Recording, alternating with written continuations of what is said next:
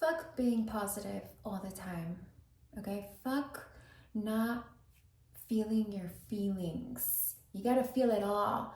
And as a Scorpio and Pluto ruled, person, I I've had to learn this on my journey because I have an Aquarius moon, and I swear we Aquarius moons are notorious for being detached, not trying to feel, not rubbing it, but putting it under the rug, um, trying to be all light and airy and bubbly. Just I had this experience the other day where I was talking to a friend, and I caught myself in this, interaction with him where I was expressing a lot of frustration. I was being very vulnerable with him. I've known this person for many years now, so I felt a little bit safe, I say a little bit, safe to share about, what I've been going through and how I'm emotionally feeling and how I was really frustrated. And I was just sharing certain things with him, and I was like, I feel like I can't breathe and blah blah blah. These things were going on, but I noticed that I caught myself that I didn't feel safe to be actually vulnerable with him, because I knew intuitively, I picked up on the fact that he is not capable of being that true friend, a true friend that can hold you there, witness you, see you, feel you, and yeah, maybe even share a little bit of their own, I don't know what to say, like, I don't want to say wisdom, because I wasn't asking for advice or anything like that, but maybe some comforting, I don't know, words. I caught myself that after I shared all the emotions that I was feeling and how I was very overwhelmed and frustrated, at the end of the conversation, I ended up motivating him. Like, I was motivating myself as well. Like, I was talking about how, it's part of the journey and blah, blah, blah. But, regardless, there was a part in the message where I was then motivating him, because he also was sharing that he's also been going through a lot of stressful things in his life, and it's almost like we were both having similar experiences.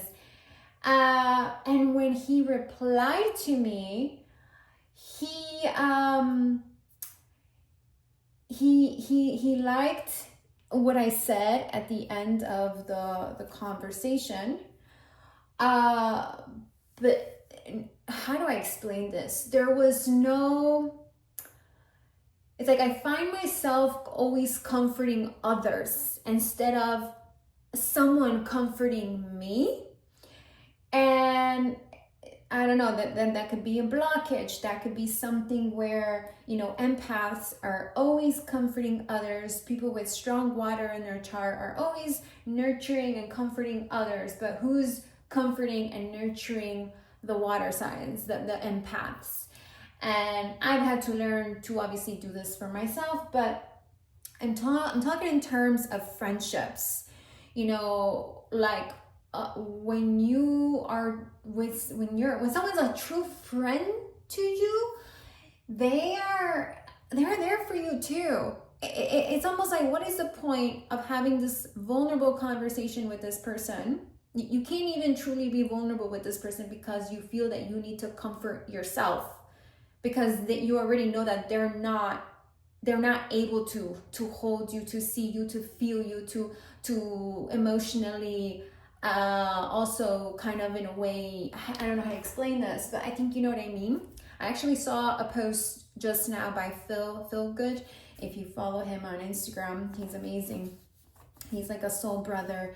He's a Virgo, and I have South Node in Virgo, so I connect with Virgos quite a lot. And but I noticed that, yeah, I've noticed this in Aquarius placements, because actually the guy, the friend I was talking to, has a moon in Aquarius, just like me. So that's funny that we both were having this conversation, both kind of struggling, but regardless, it's always me who is motivating the other. It's always me. Like, I have to have it together. I can't be weak. I can't be sad. I can't be whatever it is. And I always have to hold it together and be perfect and be this happy, bubbly person. Because if I'm not this happy, bubbly person, you know, they're going to be like, oh, why is she so sad? She's no fun. And it's like that feeling of you don't want to seem like a burden to that friend, because if you're not fun, then they're not going to want to be there or talk to you. It's some deep stuff. And even just sharing this with you right now, I'm almost catching, you know, things and patterns, you know, and how I've had this pattern with a lot of friends and even romantic relationships, even though that's a different topic altogether. But I will say that a man who's truly for you wants to help you, wants to be there for you. Someone who's not for you will not want to help you. They will just watch you suffer and not do anything, not try to help or anything. They won't even be able to hold you in your vulnerability, in your emotions. They are just, you know, like, I'm out of here kind of thing. So I'm a powerful observer. I'm always observing the connections with people, you know, between me and them and how they're interacting with me. So I already know who's for me and who's not for me just by the interaction that I'm having with them. And this is a very powerful skill to have, you know, and how you yourself know if someone's for you or not. But, you know, so again, regardless of friendships or romantic relationships, kind of really much, you know, similar thing. But it's interesting. I don't know. I just really wanted to share that. And it's actually very vulnerable for me to share. Again, Aquarius moons don't like to be fucking vulnerable, but I'm a Scorpio. The Scorpio in me is like, go deep or go home. You gotta feel it all. You gotta transform all the muck, all the darkness, all the whatever it is you're feeling, the rage, the anger. Plus I have Mars and Aries, so all that Martian and Pluto energy, mamma mia, you know. And then I do got Saturn, because I have strong Capricorn and then I have the Aquarius moon. So, and Saturn is no joke. Is no joke. So I think that's actually that energy in you where you always want to have it together. Because if you don't have it together, oh my God, it's the end of the world. And I'm here to just give you permission to not have it all together. Okay, to just fucking feel it all and be a little messy and not always be this perfect, freaking bubbly, happy, joyful being. Because that's not real life. You know, I do post a lot of happy, bubbly content on my Instagram, and I post a lot of, you know, sensual femininity. Sometimes I'm in my lingerie or sexy dress or whatever it is. People watch those posts that I do, and immediately there's judgment, you know, because this girl's so full of herself. This girl's just looking for attention without actually knowing me, the real me.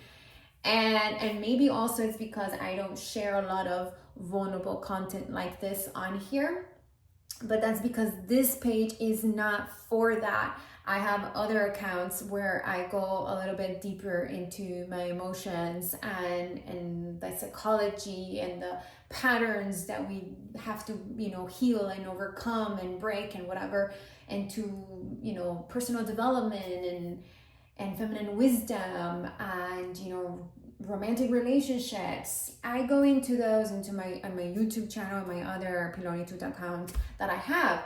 So, you know, again, that's why I don't share these kinds of things on this personal account. But Yeah, it's just interesting, like to see people constantly judge you, and you're never gonna be perfect for anyone. People are always gonna talk shit, and you can't please everyone. And maybe I do one thing, and they automatically categorize me as this one thing when really I'm this multifaceted, feminine woman.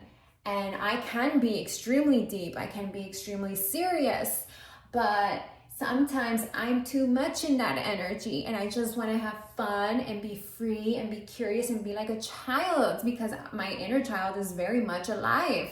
And I encourage anyone to tap into that energy. But it's crazy to be someone with strong Scorpio and strong Pluto and Saturn energy, and even Neptune, really, because my North Node is in the Neptune. So, Neptunian.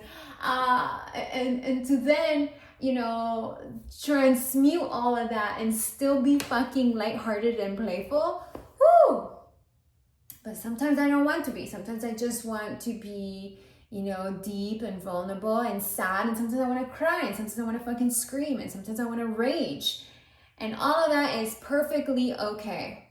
So anyway, maybe this is, a special message for someone out there to give you that permission to just feel it all. Un bacio.